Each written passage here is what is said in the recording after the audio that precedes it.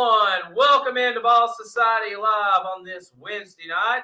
My name is David Morrison. I am the Ball Society analyst here on the Ball Society Network. We are all over social media on our Ball Society platforms, facebook.com/UT Ball Society. 12,000 followers on there on YouTube.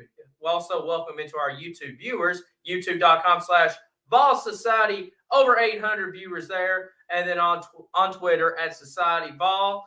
As it's been fantastic to see our social media platforms growing rapidly. And like I said, you're watching us, whether it's on Facebook, YouTube, or Twitter, and you can comment live right now in our chat room. The chat room is open.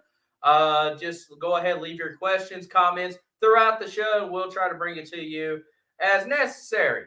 We got a lot to talk about tonight. Like I said, Tennessee had a historic weekend down in Hoover, Alabama, as your Tennessee Volunteer baseball team is the 2022 SEC baseball tournament champion. Matter of fact, all SEC champions in not only division play, but conference play and in the tournament, which also locked Tennessee up as a #1 seed in the NCAA tournament. Getting ready to host a regional this weekend and a possible super regional next weekend. And we'll break it all down in a moment. We got some recruiting news. Big weekend at the University of Tennessee as far as recruiting goes. A ton of players in town, and we'll talk about that. Like I said, who was in town and who took official visits. And then we'll talk about who are some of the front runners for Tennessee's football as far as recruiting goes. And then we will go behind enemy lines later on in the broadcast as we will preview the Florida game. We'll recap Florida's season last year, and we'll dive into it. And we got Mr. Johnny Billings in the chat room already. Says, I'm back, getting ready for a big month of Tennessee baseball. Absolutely. I'm excited about it. Like I said, Tennessee baseball taking over not only the SEC, but in college baseball in general. So let's go ahead and recap that weekend in Hoover. It's kind of a crazy week in Hoover as far as there's a lot of rain that took havoc the first couple of days of the SEC tournament. A lot of games were delayed. Tennessee was supposed to play, if I remember correctly, like Tuesday afternoon, and really didn't get to play till the late hours of Tuesday night or Wednesday night. And basically we had those 9:30, 10 o'clock first pitch games up until Championship Sunday just because of the weather wreaking havoc and pushing and everything. Our founder Brad in the chat room saying, let's go. So I'll kind of briefly talk of it. And I'm going to be honest, I didn't stay up late to really watch a lot of these late games. I did stay up a little bit for that Kentucky game since it was on a Saturday night. It was a little more easier. But from what I gathered, like I said, Tennessee played Vanderbilt in the second round, won 10-1 in that contest. Always nice to get a win over our rivals, Vanderbilt. Brad says almost 1,000 YouTube followers now, over 12,000 on Facebook. Yeah. If you're watching this live and are not subscribed, please do that. So anyways, Tennessee, like I said, beat Vanderbilt. I called it the second round of the SEC tournament, 10-1. And then the quarterfinals defeated LSU 5-2. And that was the first time we played LSU all season. And like I said, Tennessee handled business. Mike Honcho with a very nice diving catch in the right field in that game that made kind of the highlights of that SEC tournament. And like I said, just a very nice win there. And then semifinal Saturday, Tennessee taking on Kentucky, blew out the Cats 12-2. As a matter of fact, it was actually close up until the eighth inning. Like I said, Tennessee jumped out to a 2-0 lead, but then Kentucky came firing back, and they had a great SEC tournament up to that point. Had a back and forth battle with Auburn in the tournament. They tied the game at 2 apiece, but then Tennessee took the lead. A big home run from Drew Gilbert in that game. Hello to my grandparents who watching along. And like I said, Tennessee just turn on the gas and just absolutely torch the Cats that Saturday night and made their way to Championship Sunday when we took on the Florida Gators. And Sunday, and hello to Paul. Brad, how's the podcast coming along? Brad will answer that for you in the chat room. It's looking really good. I'll just say that. But Championship Sunday, Camden Sewell got the start for Tennessee. The Cleveland, Tennessee native did all right for the most part. Did very well, and Florida's pitcher did very well too. So, like I said, it was very interesting to see how Tony V was using these pitchers throughout the SEC tournament. Kind of what I expected.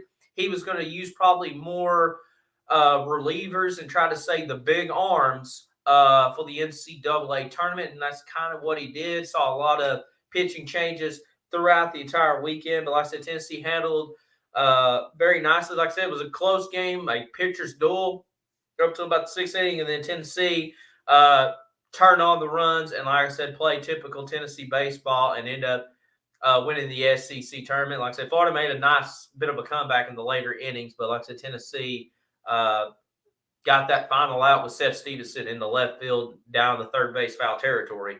And like I said, Tennessee is your 2022 SEC baseball tournament champions. First tournament championship since 1995. And back then, the SEC tournament was still playing in divisions. So Tennessee was in the SEC East tournament and the West. And thankfully, they don't do that anymore.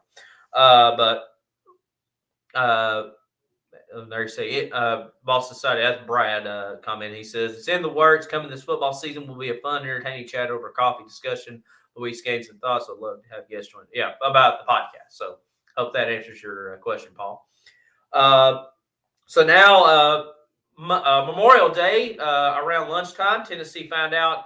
Well, actually, they found out Sunday night they were going to be hosting a regional at Lindsey Nelson Stadium, but we found out Memorial Day around lunchtime who the opponents was going to be. Tennessee, obviously the number one overall seed, will be hosting a regional. And our opponents this weekend will be Alabama State, the champions, I believe, of the SWAC conference. Campbell, the champions of the Big South Conference, and then representing the ACC, the Ramblin' Wreck of Georgia Tech. So Tennessee will be taking on Alabama State, and that game will be broadcast on the SEC Network this Friday night at 6 p.m. And then Saturday and Sunday's games still to be determined. Depends on how this region takes place. I'm sure they'll probably be televised since we are the number one overall seed. Hopefully so. But we shall see. And if Tennessee, like I said, we're the number one seed, the Knoxville regional, and then if Tennessee wins this regional, which I think they will take on the winner of the Georgia Southern regional or the Statesboro regional, and that consists of the host city Georgia Southern, their host school Georgia Southern, along with UNC Greensboro, the champions of the Southern Conference, and then Notre Dame from the ACC and Texas Tech of the Big 12. Like I said, Tennessee played Georgia Southern back in the beginning of the season. As a matter of fact, that was our first weekend series, or I think it was a weekday series. Anyway, yeah, it was a weekend series. And like I said, Tennessee handled Georgia Southern very well. Tennessee played Texas Tech back in 2020 in Round Rock. And matter of fact, Texas Tech was the number one team in the nation when we beat them, and then COVID happened, and then that shut the season down. UNC Greensboro, like I said, I don't really expect them to come out of there. Notre Dame, to me, could be, in my opinion, is probably the toughest team in that region that may come out. I expect to see probably us meeting Notre Dame in the Super Regionals. Johnny says, as dominant as the baseball squad has been, does anyone have a bad feeling about it, or is it that just 15 years of bad football coming to the surface? I don't know. It's an interesting comment there. Hopefully, maybe we'll have our viewers chime in on that. But I expect to see probably Notre Dame to probably come out of that Statesboro regional. A lot of people were shocked that they're not hosting a regional this year. Matter of fact, I think they've been robbed out the last couple of seasons. Just kind of listening to some of the analysts. Johnny's saying decided regardless. Okay. So like I said, it should be a very interesting tournament. Like I said, I feel very confident Tennessee will get back to Omaha for the second year in a row. Team, like I said, had a great SEC tournament. They're red hot again. Like I said, I think what they really need to focus on, like I said, they're very aggressive at the plate, but at times they pull away that aggression on certain batters instead of just continue to press on throughout the whole game. I want to see them to just be a little bit more aggressive, but like I said, don't just swing at every pitch either. And then their base running really needs to improve. That's kind of been our Achilles heel throughout the year. As a matter of fact, in Championship Sunday, Trey Lipscomb forgot there was one out and was trying to steal an extra base on a routine base hit, and was a forced double play out by Florida. So there's going to be that's a couple of things I want to see them to kind of really improve as they go into this NCAA tournament. Otherwise, I'm very confident in the pitching staff. Blade Tidwell is going to start Friday night for Tennessee. I feel confident in him. Chase Dolander, I feel confident in. Drew Bean, the freshman of the year. Dolander, the pitcher of the year for the SEC. Of course, Ben Joyce, the 100-mile-an-hour pitcher, threw 104 in the SEC championship game. Camden Sewell, Kirby Connell, Redmond Wells to close it out. I mean, and many others that I'm just forgetting that are just that great. Just a very deep pitching staff that Tennessee has got going. Frank Anderson has done a great job as pitching coach at Tennessee. Hopefully we can give him a contract extension and keep him on for a while. Brad says Vols are winning the whole thing, no doubt. I truly believe that. Like I said, there's going to be some tough teams when we get into Omaha. I think Virginia Tech's very tough from kind of watching them a little bit. Although they didn't get to the ACC championship, North Carolina ended up winning that one over NC State in Brad's neck of the woods in Charlotte, North Carolina. And then, the Big 12 is usually pretty loaded. Oklahoma won it. But we shall see. Johnny says, I love this baseball team, and I'm a huge fan, but I can't wait until we can nitpick the ball football team because they're that good. Yeah. And that's the thing I should have also mentioned in the description. I forgot to mention in the intro, and I'll just go ahead and make the transition right now, is the culture of Tennessee athletics. We've mentioned this many, many times on Ball Society Live, where this athletic program has been. And it kind of started last year with the baseball program making that run to Omaha. With Dr. Danny White being introduced back in January 2021, and then Dante Plowman, who's popped in a time or two on our show, as the chancellor, and Randy Boy is the president. And we've seen the athletic department at the University of Tennessee for decades just could not coexist, whether it's the chancellor, the AD, or coaches. And of course, it was just a big bad ripple effect. And, it was like Game of Thrones pretty much at Knoxville, especially in the last administration. But now you've had Danny White come in and just really the complete athletic department has turned around 180 degrees, and it's going in the right direction. We posted some pictures on the Facebook page, kind of just the championships that he's won. And yeah, probably some of it is just sheer luck, maybe the tennis team. And I'm not trying to say that they don't deserve it. They definitely do. But, they won the SEC championship like in 2 months into Danny White's run. But then it escalated with the baseball team having that run to Omaha last year, and then going into the 2021-22 school year. The swimming and diving team winning, the women's swimming and diving team winning an SEC championship. The soccer team had a great run winning the SEC tournament in the regular season. And then we saw the football team really improve. Lori's saying, go Vols back to you. But like I said, we've seen the football team, preseason projected to possibly go 4-8, and they ended up going 7-5. And like I said, probably should have been 8-4 if that Purdue game would have went a little bit better. But we won't go there. And then the basketball team winning the SEC tournament for the first time since 1979. In my lifetime. So I mean, and now baseball just sweeping every SEC championship, and I'm just really I'm really enjoy seeing just everybody clicking, all the sports clicking. Lady Ball's had a good year. Softball team got back to the NCAA tournament, and and like I said, we've all had jobs. I'm assuming we've all had jobs. I've had many a jobs since I've been in the workforce. But we've been in companies and been in jobs before where if you got a great boss or a great manager, a great owner that has a vision, has a direction, has a purpose, it's a great place to work, and you want to go in there every day and your optimism about your job. And then if you have leadership that doesn't have that, it's not a great place to work. And we've all experienced that in our lifetime.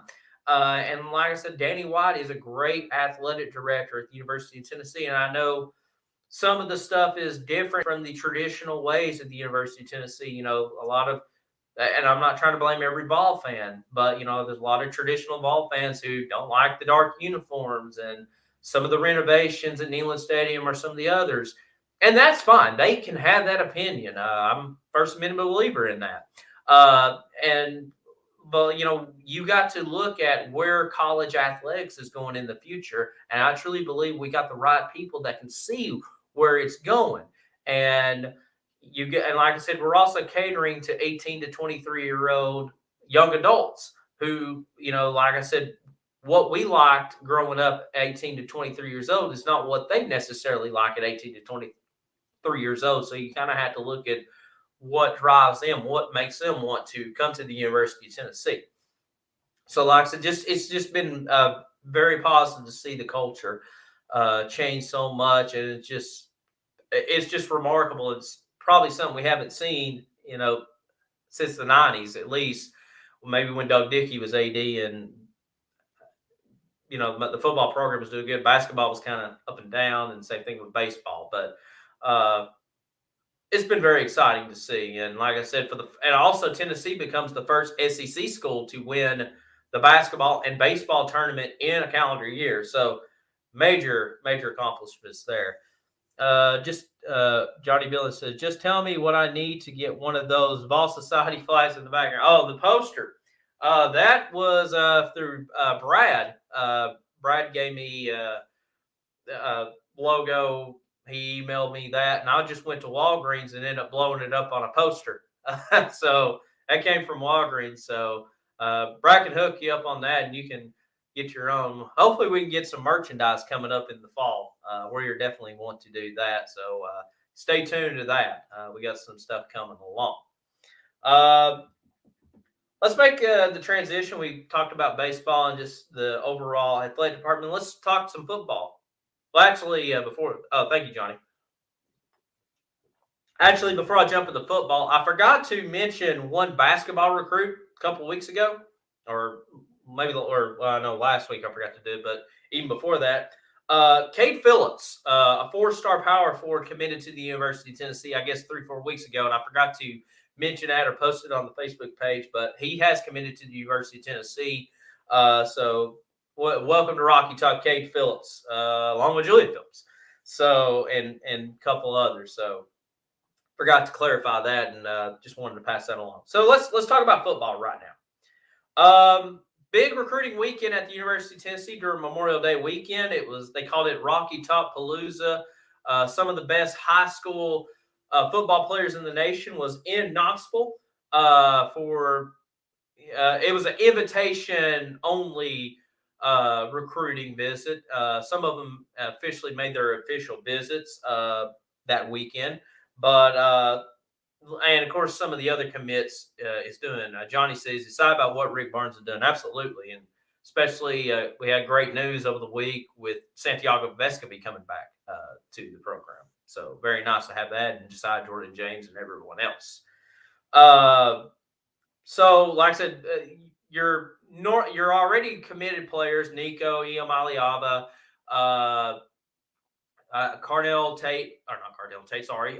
Caleb Herring, and a few others that has already committed to Tennessee. They're already in town, but they were there to welcome in some of the other players.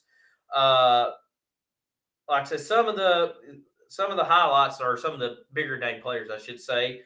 Francis Mauigoa, I think I pronounced that wrong. He's the 5-star offensive lineman from IMG Academy. Was in town. Shadavian Bradley was in town this past weekend, 5-star edge player.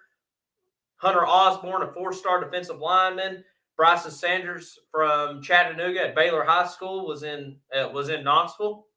Short drive for him compared to a lot of the others. A 4-star defensive back from Kissimmee, Florida. A guy I hadn't mentioned on here. Jakeem Jackson was in town. Tamarian Parker, a 4-star edge rusher from Clearwater, Florida. And then many others. Did you just let the Carnell's Tate news slip early? No, I didn't. I accidentally said his name. I was trying to think of Caleb Herring, and I wrote Carnell Tate because I do have a little bit of Carnell Tate news. But Carnell was not in town this past weekend. He was at a 7-on-7 tournament. So he wasn't going to be a part of that Memorial Day weekend with everyone. As a matter of fact, he was there in town, Carnell was in town the weekend Tennessee played Georgia at the baseball game. Matter of fact, I was at the stadium when Carnell and Josh Heupel was there, but I didn't know about it until I already left. So that was a big surprise too. But yeah, Carnell was not there. I didn't mean to jump the gun on that, but he is a favorite. And like I said, there's many others, some 2024 guys. Elijah Davis was there, and like some JUCO guys. And like I said, just a big weekend. Mainly, they did the typical recruiting, tour Neyland Stadium and the locker rooms and stuff. But then they did like little games and stuff. They had like a scavenger hunt. They like broke it off into position players and did like a scavenger hunt, did like team bonding, and I think they had a putt tournament and they had a dodgeball game. So it was a lot of like, it was almost like a camp per se, just like I said, just bonding and developing relationships. And a lot of these kids already know each other through social media, and like I said, everybody's got Snapchat and TikTok and direct messages, so they all know each other very well. And like I said, when you have a celebrity, well, a high school football celebrity in Nico there on campus who's kind of reached out to these players, and you now finally meet him, and you're like, man, do I really want to come to the University of Tennessee and play with Nico or any of the others? Caleb Herring, the #1 player in the state of Tennessee. It can be a bit of a starstruck, and hopefully it does very well. But I'll go ahead and talk about Carnell. So I have some news and notes. On through recruiting, I took some of this information from their website. Matter of fact, all of this information. On three is another like a 24/7 or a ESPN 300 website. It's really good information. Right now on three, they do crystal ball projections like everybody else, and they have these following players are favored to come to Tennessee according to on three recruiting: Cardell Tate, Francis Mauigoa, Shadavian Bradley, Hunter Osborne, Bryson Sanders, Jakeem Jackson, and Tamarian Parker. So those are some of the key players. So we'll start with Cardell Tate, 5-star wide receiver from Chicago. He's going to take an official visit to Georgia on June 17th. So we'll see how that visit goes. But right now, he's still like a 60% chance of coming to Tennessee. So I'm fairly confident with that, especially he has a great relationship with Nico. Francis Mauigoa, I mentioned the 5-star offensive lineman from IMG Academy. Francis, just 3 months ago, didn't even have Tennessee really in his top 13, what he was saying, and basically talking to Austin Price at VolQuest. Tennessee is right there in the mix. As a matter of fact, he said he posted on his Twitter page that he's going to announce his top 6 on June the 4th. So we'll find out where Tennessee. I'm sure Tennessee will probably be in that top 6. But he has a couple of visits coming up. On June the 10th, he's going to visit Alabama, and on June 16th, heading to visit USC. So we'll see where that falls into place. But right now, I it's looking pretty good for Tennessee as far as Francis Mauigoa goes. Uh, like I said, and that's a key factor right there on the offensive line. We got 3 offensive line we're about to mention uh, for this Tennessee recruiting class here, and you got to build depth on the offensive line. And we saw it last year, where at times that offensive line did kind of struggle with injuries, and we had guys like Ollie Lane and Dane Davis like gutting it out, trying to go throughout this rest of the season. And for the offense we put up, they did a very remarkable job. But like I said, just having that depth and that experience really plays dividends. Shadavian Bradley, 5-star edge player from, I believe, either Missouri or Maryland, one of the M states. He's going to pay a visit to Texas A&M in the fall. The weekend Texas A&M plays Miami. So I still feel very confident having Shadavian Bradley committing to Tennessee, but it's kind of interesting. He's going to take an official visit during the upcoming football season at Texas A&M. But anything can happen. I mean, this is June the 1st, and anything can happen until September. Bryson Sanders, 4-star offensive lineman from Baylor High School, or Baylor Academy, down in Chattanooga. He's going to pay a visit to Oklahoma on Friday. He was kind of an Ole Miss commit for a while there, and then Josh Heupel and the staff got a hold of him and talked to him, and like I said, now it's leaning towards Tennessee. He was there this past weekend. I feel fairly confident on him.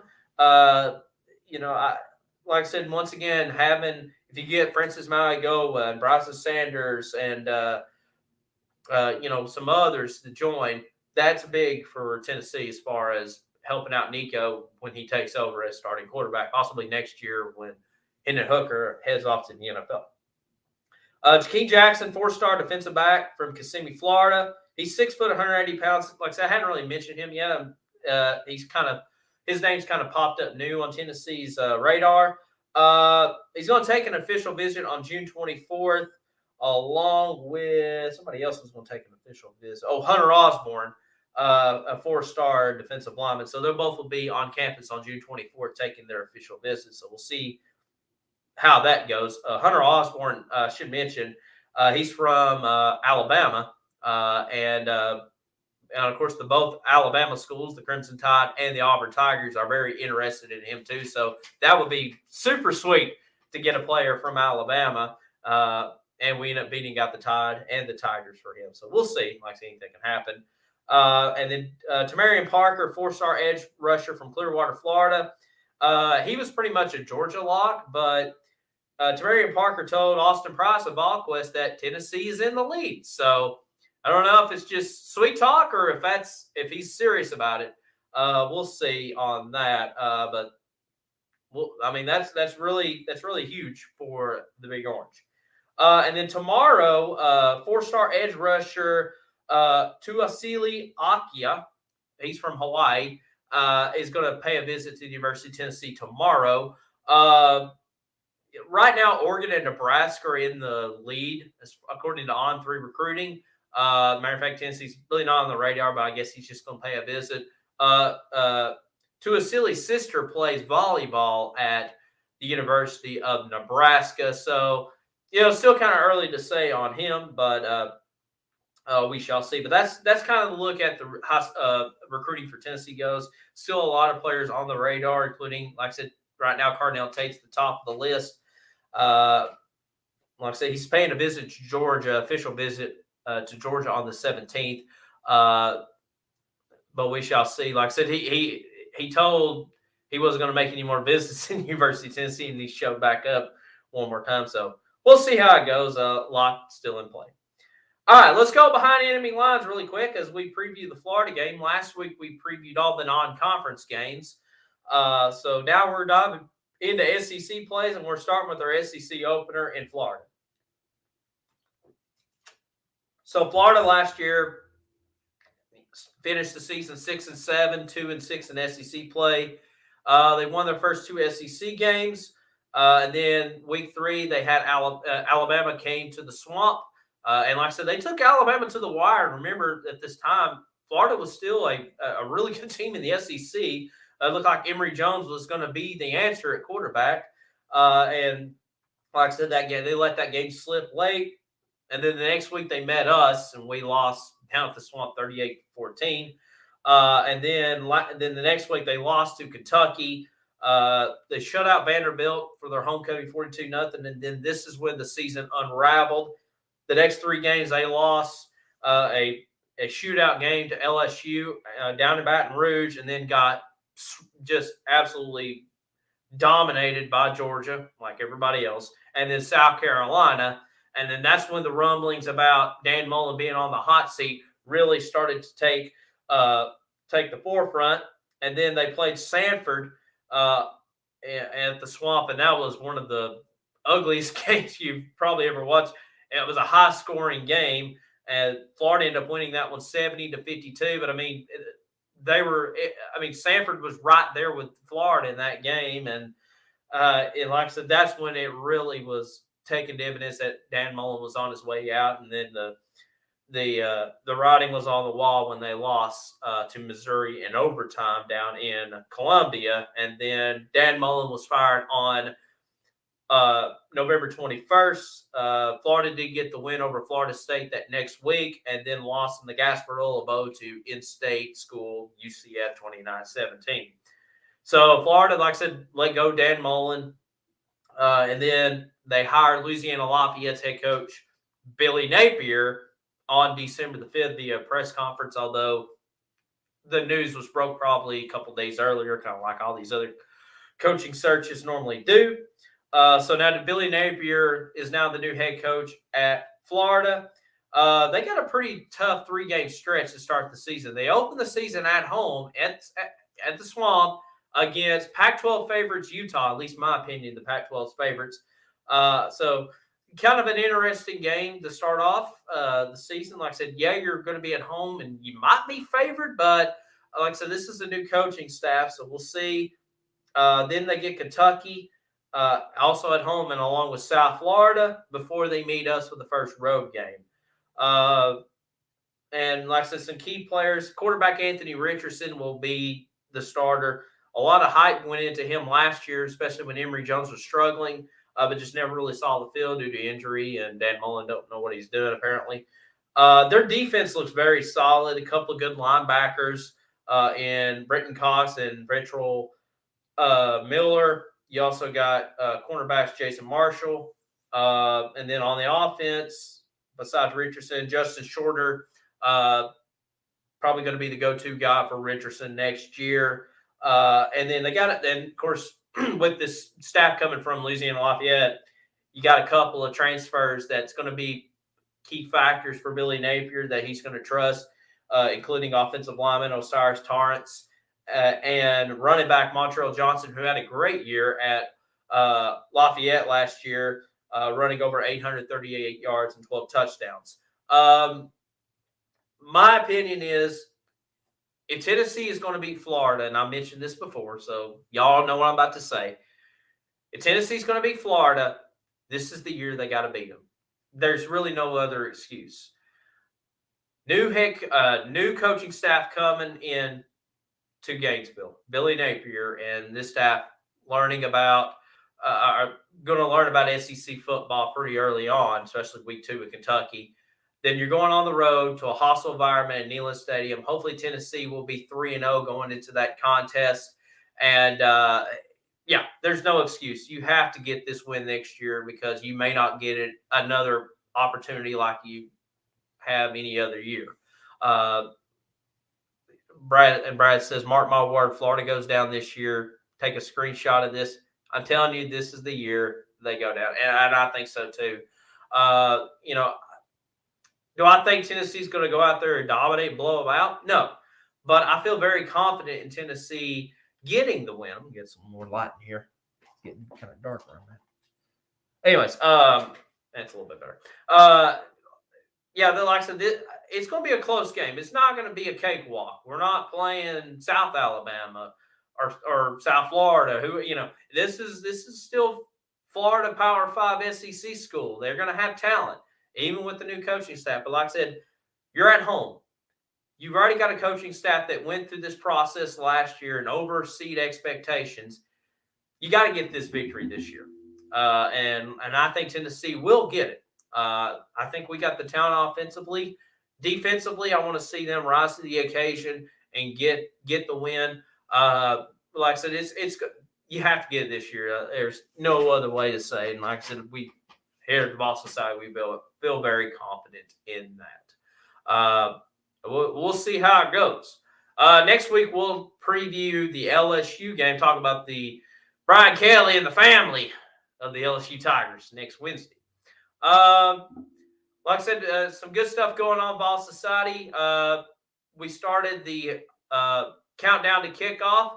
Today was 92 days until it's football time in Tennessee, so very appropriate. We honored Reggie White, at one time the all-time school sack leader until Derek Barnett broke it. That's all good.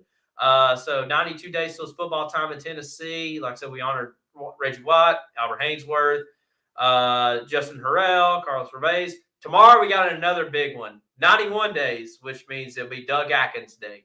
So I hope you're enjoying that countdown to kickoff on our Facebook page. If you're not following along on Facebook, just go ahead, give us a like and a follow, facebook.com/UT Ball Society, 12,000 followers on that. Like I said, just we're counting down the days until it is here. And like I said, the athletic department is just on fire right now as far as SEC championships go. And hopefully we can crown a national champion here this month in Omaha in Tony Vitella and the Big Orange.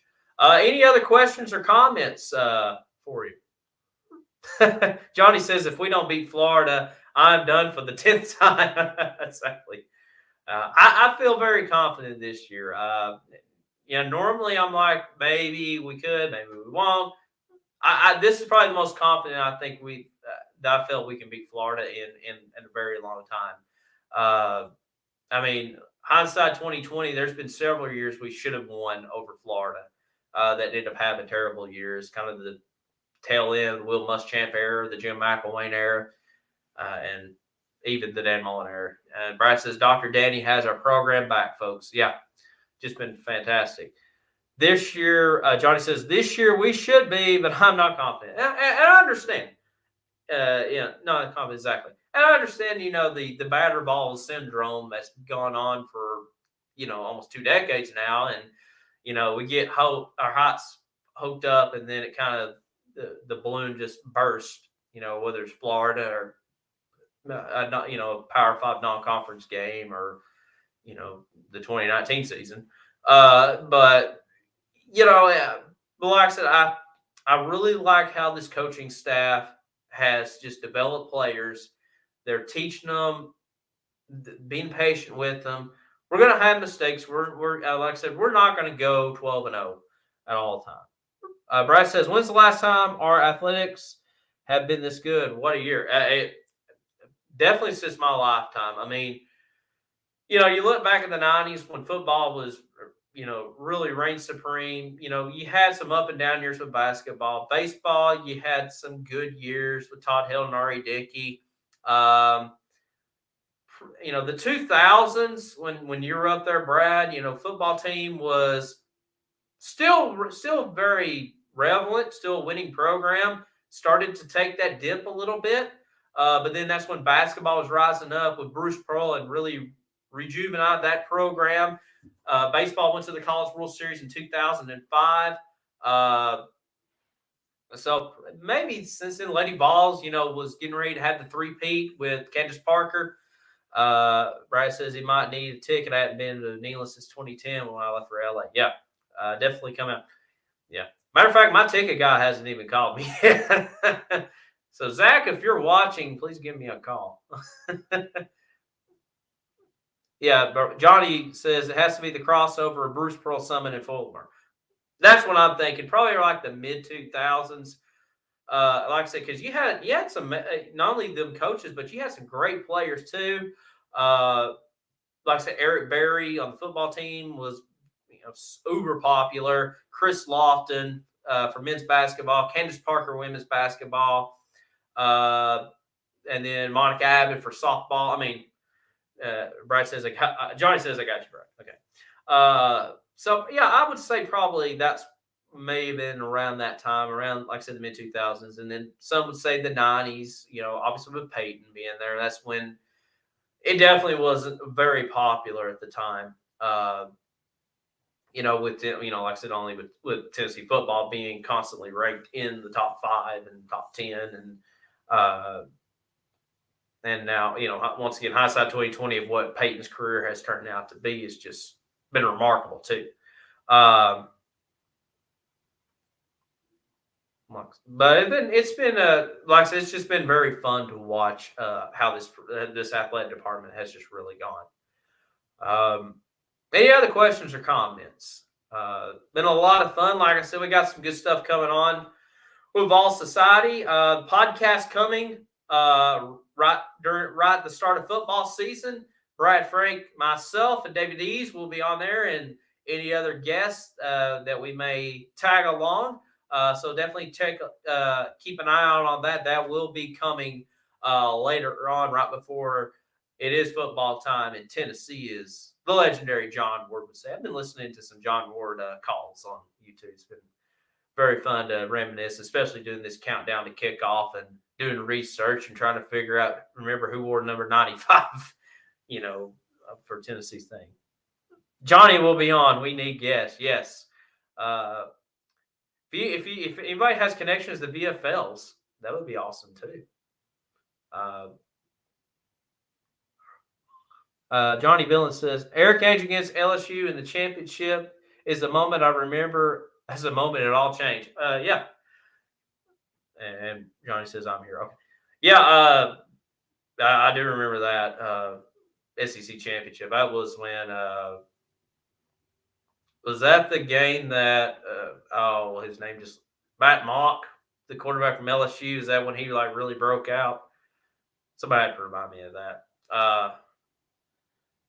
Johnny said I can do with the VFLs. I know. Well, hopefully so. I still get letters from Andy Kelly in the mail with State Farm Insurance about once a month, so I need to reach out to him. And then there's a couple. I mean, there's I wouldn't say a bunch in the area, but there's a few that's locally where I'm at. Yeah, that would be fantastic. All right, I think we're kind of not really running out of gas, but we're rambling on. But thank you for everybody tuning in. Johnny leaving a lot of comments. Thank you, sir. And, of course, Brad, our founder. Like I said, we're all over social media, facebook.com/UT Society, youtube.com/Vol Society, on Twitter at Society Vol. We'll be back again next Wednesday night. We'll recap the regionals. Hopefully, we'll find out who we're playing in the Super Regional and any other recruiting news and notes. We will also preview LSU and their in the Behind the Enemy Lines series. Johnny says, great job. Thank you, sir. And we'll see you next week, hopefully. Until then, this has been David Morrison for Vol Society Live on this Wednesday night. Have a great weekend, and we'll talk to y'all next Wednesday night. Good night, and go Vols.